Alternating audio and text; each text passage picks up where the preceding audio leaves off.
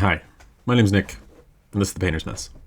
So, like many of us in this hobby, we have other hobbies within the hobby, like 3D printing, which this one doesn't currently work, and maybe sometime I'll fix it soon.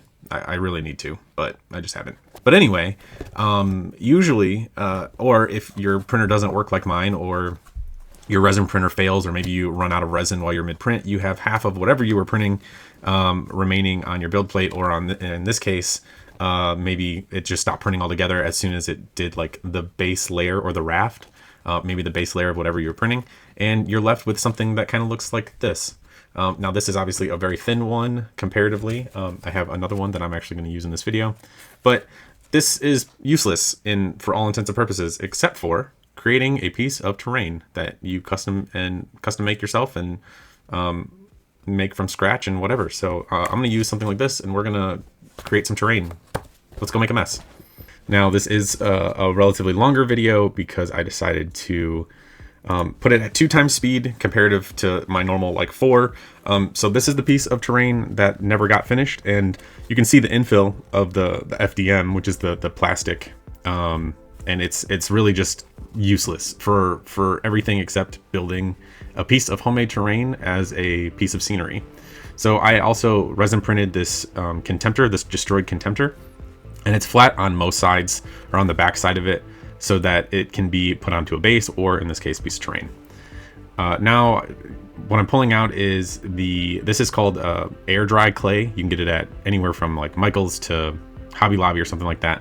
And what I can say is, as soon as you start using it, make sure you put it in a vacuum sealed bag, because it will dry out, and that's what those pieces were. I've had this bag for about 2 years, so having a good chunk that's still malleable is actually pretty nice. And all I'm going to do is I'm just going to knead it together, and I'm just going to start putting it into the FDM and kind of filling those gaps. And you're just kind of tearing it apart and filling those gaps. You can use this for stuff like where you would use Sculptamold, but you would have to have some kind of texture palette or texture material to give it a little bit more texture, because otherwise it just kind of looks like a mess like this. But otherwise it's really nice. It fills in gaps pretty well, and it takes imprints pretty well, as you'll see here in a minute.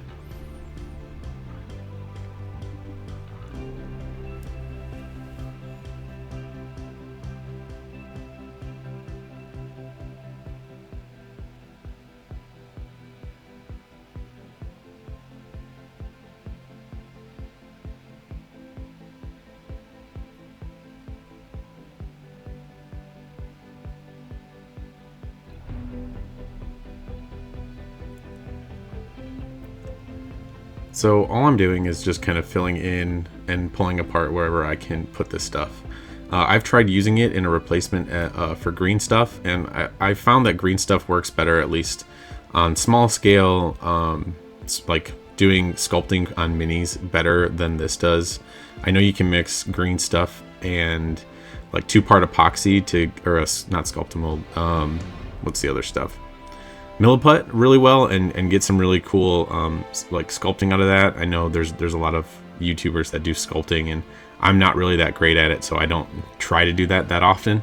But this stuff does make it pretty easy to fill in gaps definitely on bases, and it's cheap. I want to say it's like $12 maybe for a huge pack of it, and as long as you keep it relatively moist and out of air, or like sealed, you really don't have that problem, so it won't dry out on you. Now, what I just did was use it's like a rubber texture palette that I got from Green Stuff World a couple years ago. I'm sure they still sell it, but basically I just pushed it into the mold and it made it look kind of rocky.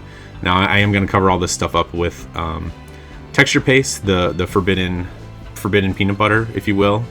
You'll see here in a minute. But all I'm doing is just pushing in the Contemptor bits into a position so it kind of gives it the indents into the clay. I am going to go back after this. I do go back and I just super glue them in, so as it dries and the super glue's there, it becomes pretty solid, and they're not going anywhere. So they're within their own indents and all that. So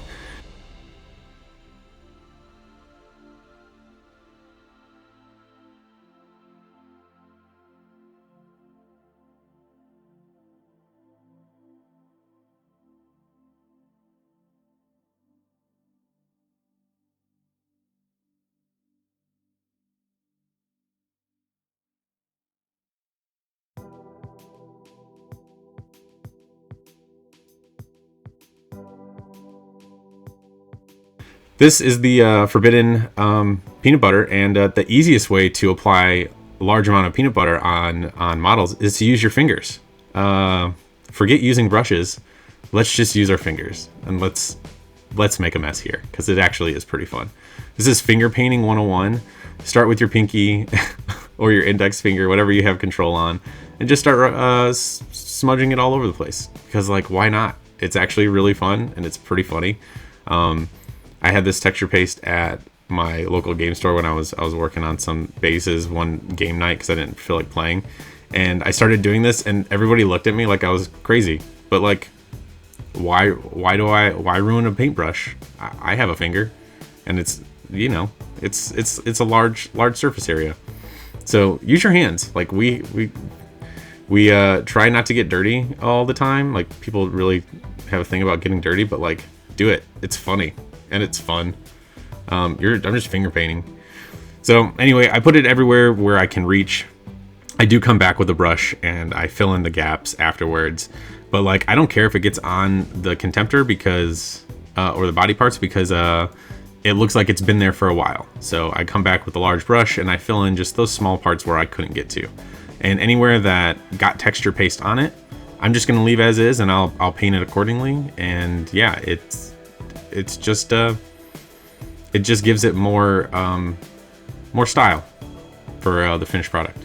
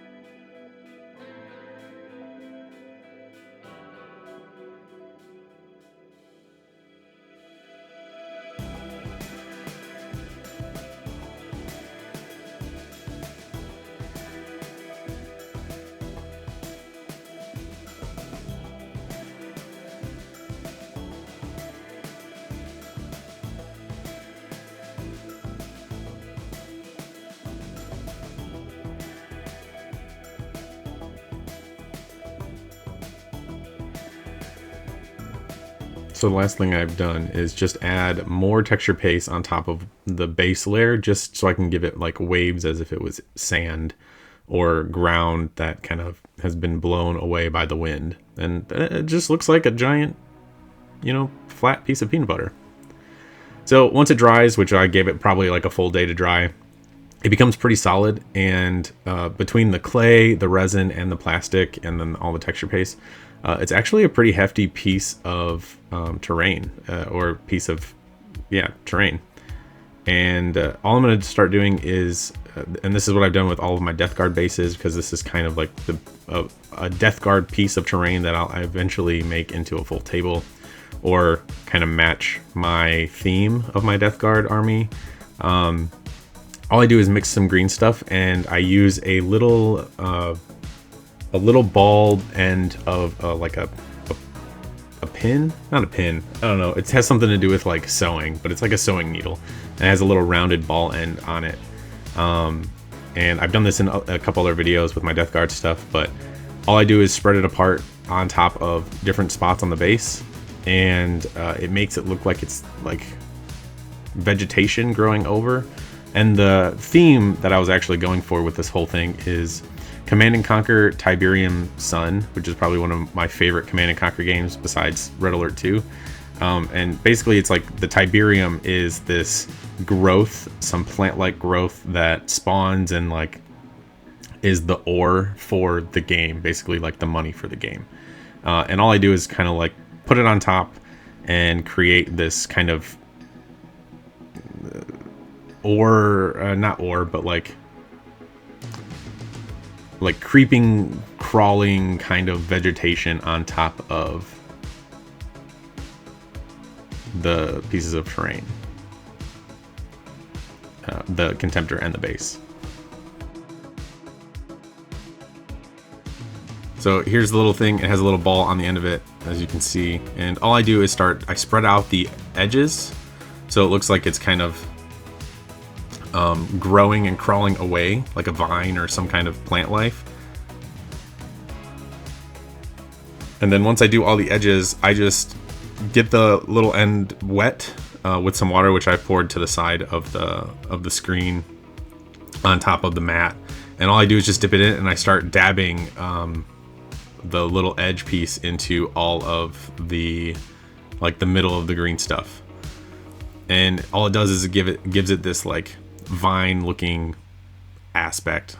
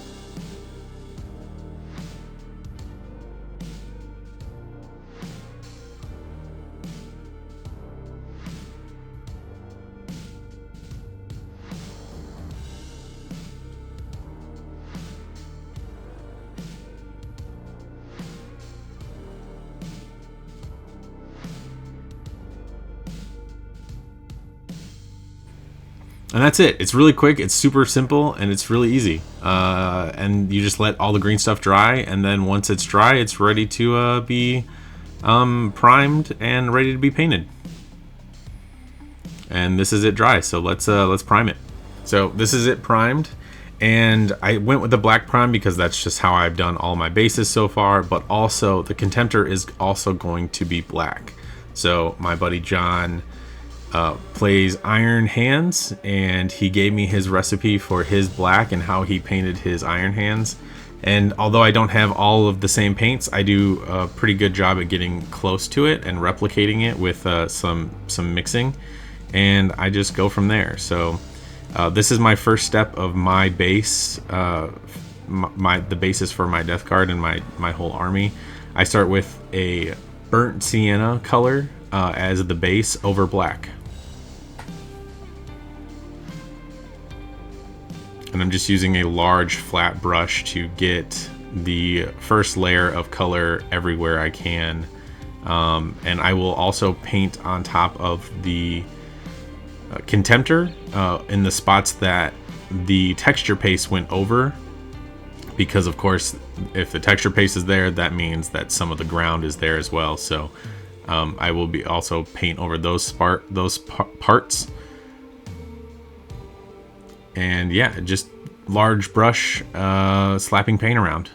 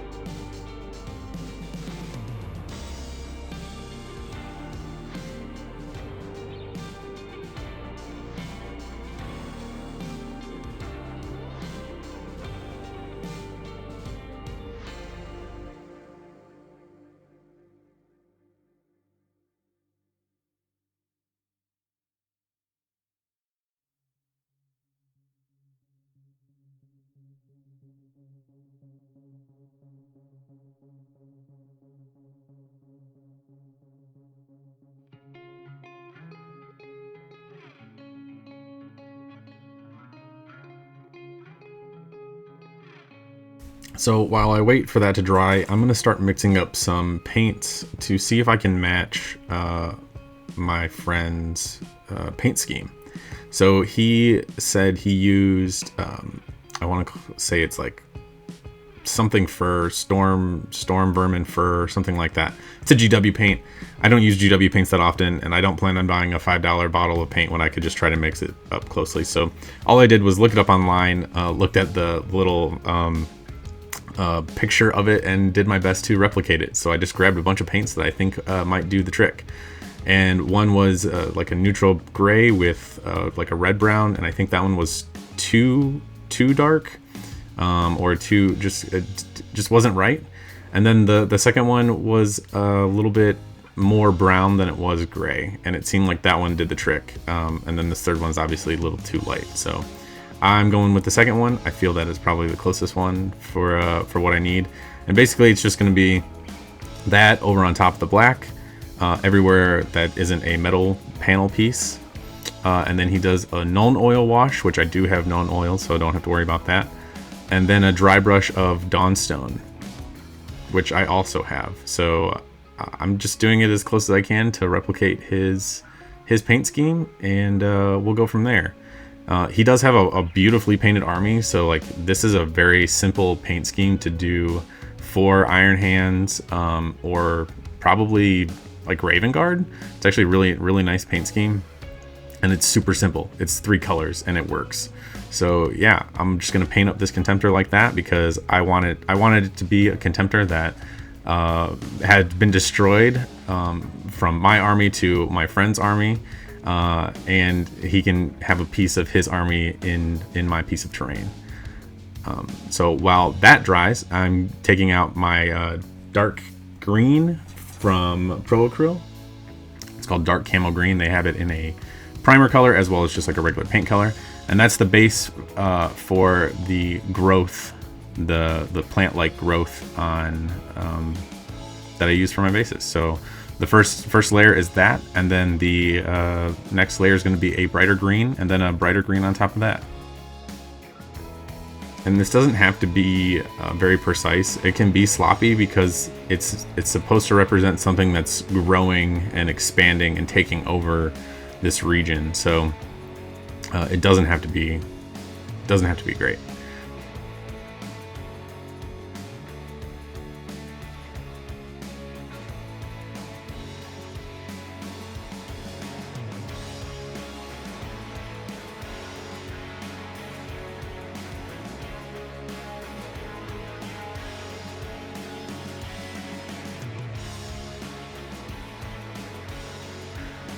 Next, now that I mixed up those that order. It's the dry brush of Dawnstone and then Nuln Oil. So now that the Contemptor's dry, just do a light dry brush, and I'm using a small Army Painter dry brush. I'm not overloading the brush very much. I wipe it off on a piece of paper towel to the side of the screen, and yeah, it's just a quick dry brush and then a Nuln Oil on top of that. So let me correct that paint scheme just a little bit, and then like lead belcher for like the metal, which again I go through and just highlight the metal, and yeah, super simple.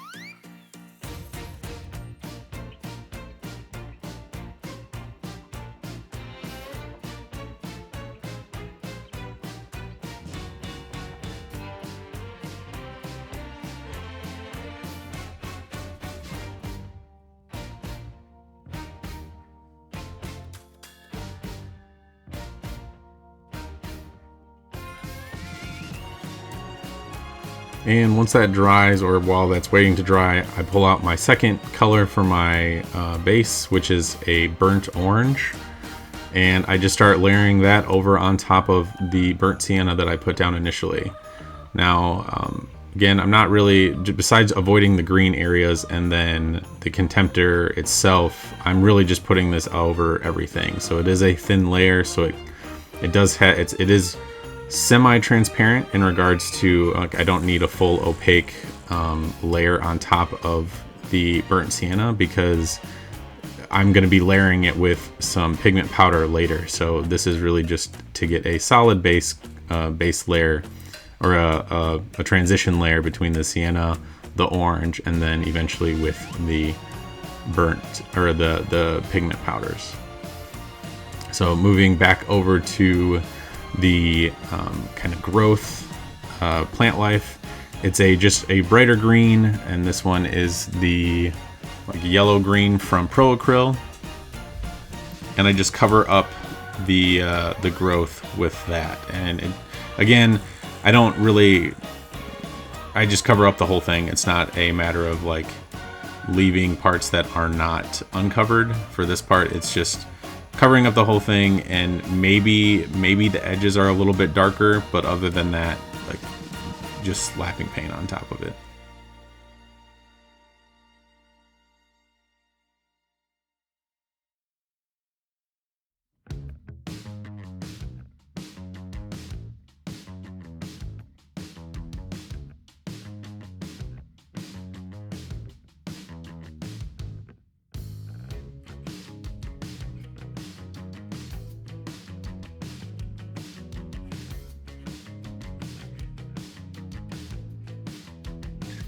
So this, at this point, I definitely wanted to leave it to dry, and because there's a lot of wet paint on there, so I did leave it for probably like half hour to an hour, probably closer to a half hour because it still looks a little wet. Maybe like 10 minutes. I don't know.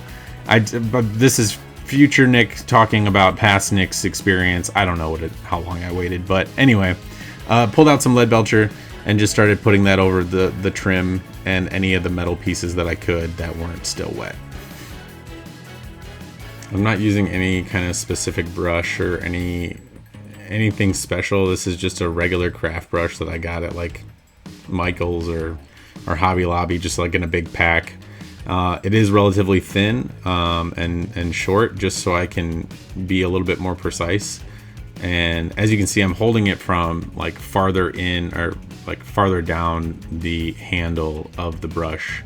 Not that I need to be like super precise. I don't need to be. I'm not glazing, or I'm not doing any crazy techniques. I'm just putting paint on a piece of terrain. So you don't really have to be.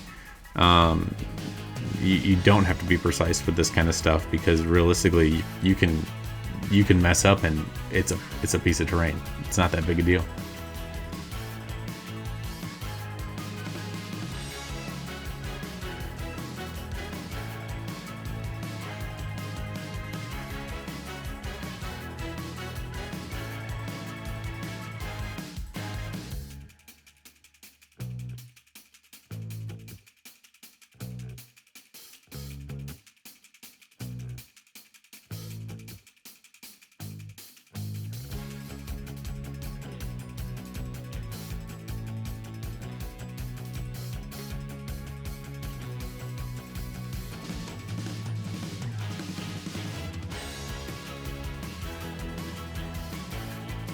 And once that's dry, I just take a little bit of Known Oil and I go over those pieces as well, just to give them a little bit of definition.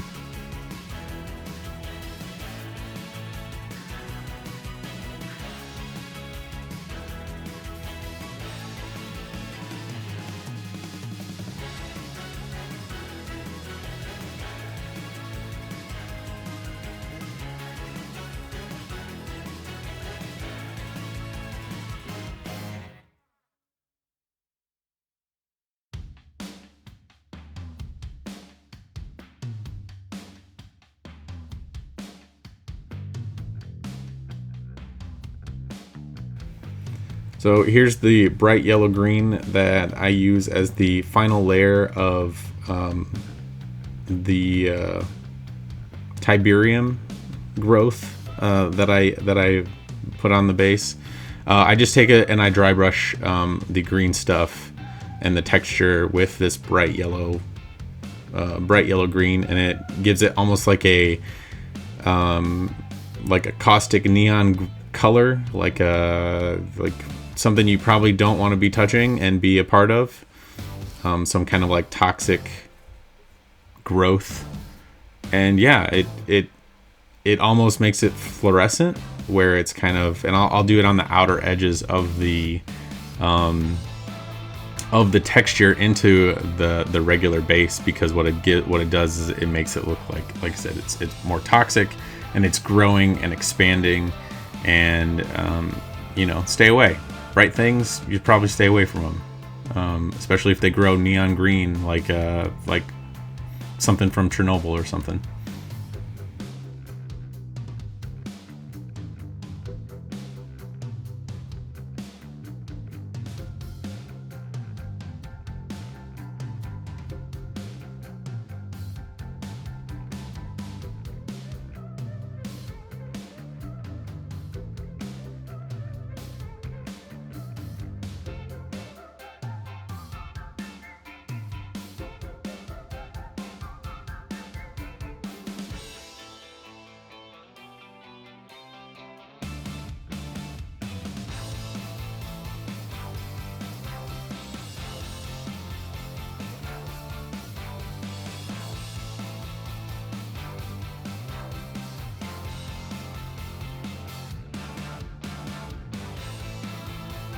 And the next part is the pigment powders. Now I have this lovely box from some like Crayola color marker dino things that my daughter got for Christmas, and it's a great place. A box is a great place to keep all of your pigments in, because pigments make a mess, and you don't need that on your workspace.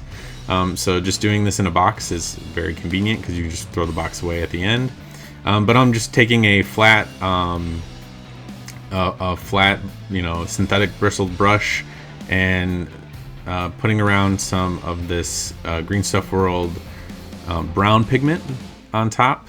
I think that one's called the Earth pigment, and then the orange one is like orange oxide pigment or something like that. Super simple. You're just taking the pigment and then dabbing it into and brushing it around the base. Now I put it in the box obviously because all the pigment that comes off of it is it can make a mess, but also because I can tap it and get rid of some of the excess pigment that didn't get like pushed down and smushed into the base itself. And I do throw some pigment kind of like that, and I do throw some pigment on top of the Contemptor just to give it, like, it's been sitting there for a while, and that's the point, is it's been there long enough for this radioactive growth to grow on top of it, as well as to be covered in dust and dirt over time. So there's the light orange oxide, I think is what it was called, and that pretty much it finishes the base itself, or at least my paint scheme for my Death Guard in a larger scale. And I've done this same paint scheme on all of their bases so far, and it's not difficult. It does take a little bit because there's 4 steps to it, minus putting a black base rim or black rim on the bases. But other than that, it's a pretty easy scheme, and it turns out looking pretty good. I do want to do this on a larger scale at some point, and the same type of terrain piece to do like on a full terrain board, but that is definitely in the future, and probably isn't going to be any time directly soon, just because it does make a mess, and we're one project at a time. I am just getting some water to clean off the bottom of the base. I don't really care too much about the top at the moment, but more the bottom, so I can put it down on the mat and, not get pigment everywhere.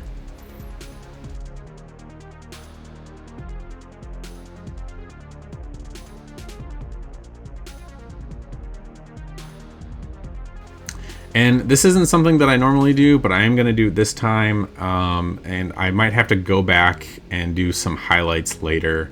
You know, again, this is future Nick talking about what past Nick has experienced. And looking at this piece of terrain after I do this, it does darken it a little bit.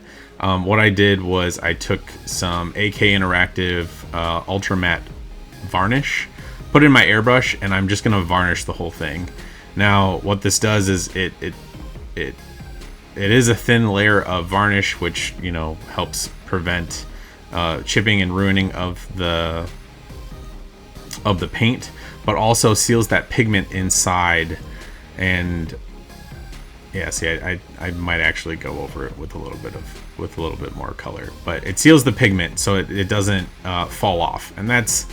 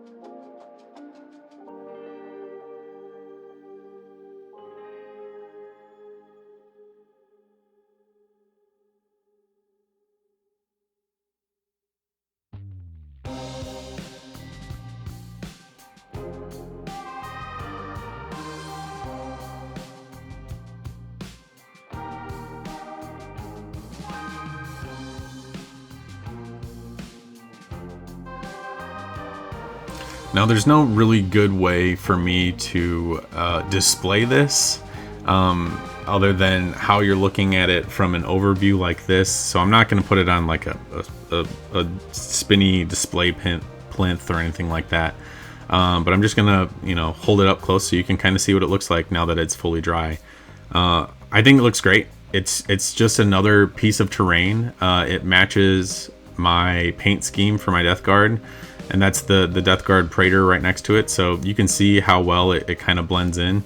And I want to get an orange matte table mat so that I can realistically like put this on the table and it would look good inside or on top of a table, or if I made my own table at some point and like did texture and stuff like that. But it's really just another piece of terrain, another little feature, and it gives class, like a little bit of there's a little story there, you know. So it can be used as light cover, definitely not heavy cover, and it, you know, might give you a small save. What is it, a 6-up invul, I think. But otherwise, yeah, it's just a small piece of terrain. If you like this kind of content, there's plenty of ways to support me. Just liking the video or subscribing would be great. Sharing it with your friends if you think they might like Death Guard stuff or like some destroyed Iron Hands, because, you know, it's fun. If you like the terrain stuff, let me know in the comments down below. If you have any tips or thoughts on you know what I did here and what I've created, or if you want to try it out yourself or like use things like this, get scraps. If you have a friend that 3D prints and they have a bunch of these, you can make your own terrain out of this stuff. It's pretty simple. I think that I did all of that in a relatively like a couple hours because of the drying time and stuff like that. Not even, maybe an hour and a half worth of work, but a little longer because of the drying times. But like, this is it. This is cool. This weighs like 2 pounds. I would definitely say that it's pretty hefty. But yeah, it's durable. It's not gonna break or bend. It's cool. So yeah, thanks for watching. If you made it this far, you're awesome. I hope to make some more videos here soon. So yeah, go out, make terrain, paint stuff, and Go make a mess. Bye.